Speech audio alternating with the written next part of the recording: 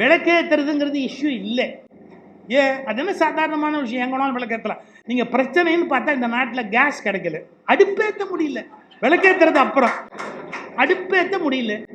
எனக்கு சமோசா கூட கிடைக்கல. எந்த கடைக்கு போனாலும் இல்லை சார் அதான் எண்ணெய் சட்டி வைக்கிறேன். அன்றைக்கி ஒரு ஹோட்டலுக்கு போகிறேன், ரோஸ்ட்டு கிடையாது சார், இட்லி வேணால் சாப்பிடுங்க.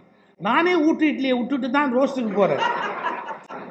ஏன்பா நான் ரோஸ்ட்லாம் போட்டால் கேஸ் இல்லை சார், லேட் ஆகும்.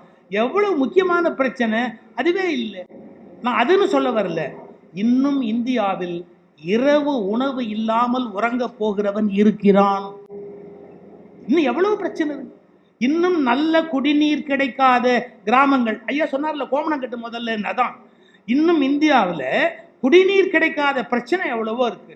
ஏன் சார் இவ்வளவு பிரச்சனை இருக்கிற போது இந்த நாட்டின் பத்திரிகை, ஊடகம், நீதிமன்றம், சட்டமன்றம் எல்லாவற்றையும் தின்னுகிற இந்த பிரச்சனை ஏன் தேவையா? இன்னும் அதை விட எவ்வளவு பிரச்சனை இருக்கு, யோசிச்சு பாருங்க. இன்னும் இந்த நாட்டு மக்கள் மனதில் இருக்கிற பலவிதமான பீழைகள்லேருந்து வெளியில வர வேண்டி இருக்குது இல்ல, அதை பத்தி பேசுவோமே. அதை விட்டுட்டு எவ்வளவு சாதாரணமான விஷயத்தை பெரிய பிரச்சனையாக்கி இப்ப கொண்டு போவதற்கு காரணம் என்ன?